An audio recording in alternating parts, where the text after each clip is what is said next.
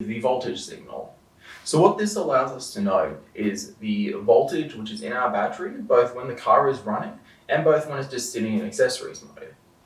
So why this is useful is that it's bad for our battery whether the voltage is both too low or too high. Because if it's too low, either your car won't have enough voltage to run properly, or you won't have enough voltage to actually start your car. If it's too high, it can cause unnecessary battery damage. And this can be caused by faults in your alternator, causing the regulating circuit to not work properly. So, as I mentioned, reasons to watch this.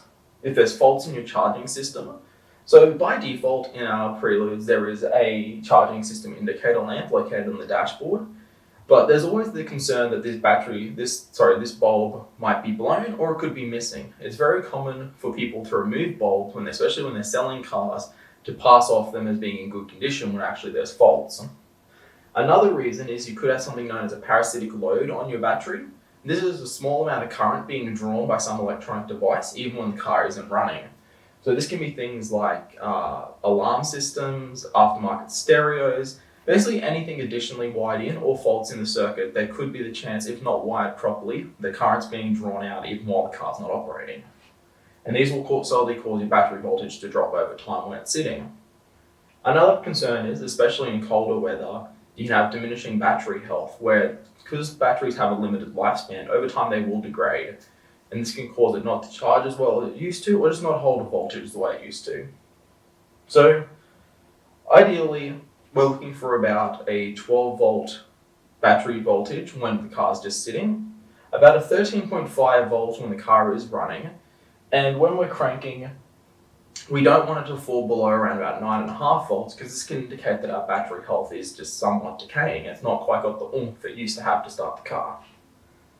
So just a quick overview of where our charging system works. Like on most engines, we have an alternator which takes mechanical energy from the crank rotating off a pulley system onto an alternator which rotates a stator inside of a rotor, and that movement within a magnetic field induces an electrical current. So as I said, we have about a 13.5 volt signal coming out of that goes to our battery system, and that's what causes it to charge when we're driving our car. So when we drive it, the battery charges up, and ideally when it sits, the battery is healthy enough to hold that voltage. So here you can see we have the battery, which is supplying voltage to our car. We have the alternating charging system. So you have the crank goes to a pulley. That pulley is attached to another smaller pulley on the alternator, and that's what causes electrical current to be generated. And we have our charging system light within our gauge cluster, which shows us if there is a fault within the charging system.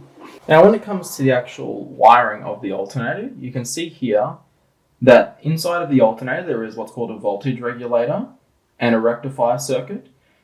And what this is the rectifier circuit ensures that from the alternating current that's being produced, we're only producing a DC signal, so we're rectifying from AC to DC, and that's where we get our DC voltage to charge our car with. And this voltage regulator ensures that the output of the alternator is around a consistent 13.5 volts, as we were expecting. If there is a failure within this voltage regulator system, you can see that the output will drift, and that's when we talk about the overcharge conditions that I was mentioning before. So you can see here our electrical load detector unit will communicate in with the voltage regulator, and it will supply additional power if required. And here is the charging system light that I mentioned before. So you can see here that the charging system light also directly communicates with the voltage regulator inside of the alternator. And this has communications to our engine management as well. Before we go on, I just wanted to show the internals of our actual alternator system. So as I mentioned before, we have a rotor. This is the rotor section here, which sits inside the stator drive end housing. And what this will do is this rotor will rotate within this stator, and by that magnetic field moving within each other, it induces an electrical current, and that's where the output signal comes from. If you've ever used a multimeter before, you'll know that you can check the voltage when you're on your battery. It's pretty much just like having a permanent multimeter attached that you can keep an eye on. So in terms of wiring this in, there's a couple of locations. Basically anywhere where there is battery voltage, you can wire it into. But ideally, we don't want to be hacking at our factory loom because it's both a way to introduce faults, and it's super annoying if you ever sell the car to have a car which has a hacked up wiring system that you don't know how it goes together, especially if the previous owner's done it.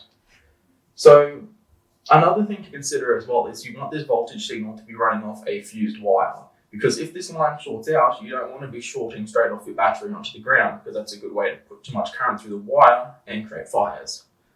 So some good locations you can off around a car is if you have an aftermarket radio harness, you can cut up that radio harness because realistically they're like $15. Doesn't matter if you chop it up. And that's already a fused circuit. I believe it's 7.5 amps. So if you were to short this accidentally or the wire was to get cut, it's not going to create a fire because it's just going to pop that fuse. If you don't have an aftermarket radio harness, a good location is off the back of the cigarette lighter. There's a small little sub harness between the cigarette lighter and the main harness. So you can feel free to chop that one up because it's very easy to replace and it's very easy to get other ones. And it's also a fused circuit. If you were going to run your own wiring, just keep in mind that you want to appropriately size your fuse for this.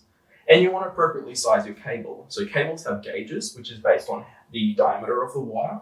And it also depends on the type of wire that you're using, whether it's a single core solid wire or whether it's multiple smaller wires within that. And there's lots of information and guides online to appropriately size your wiring for how much current you intend on pulling.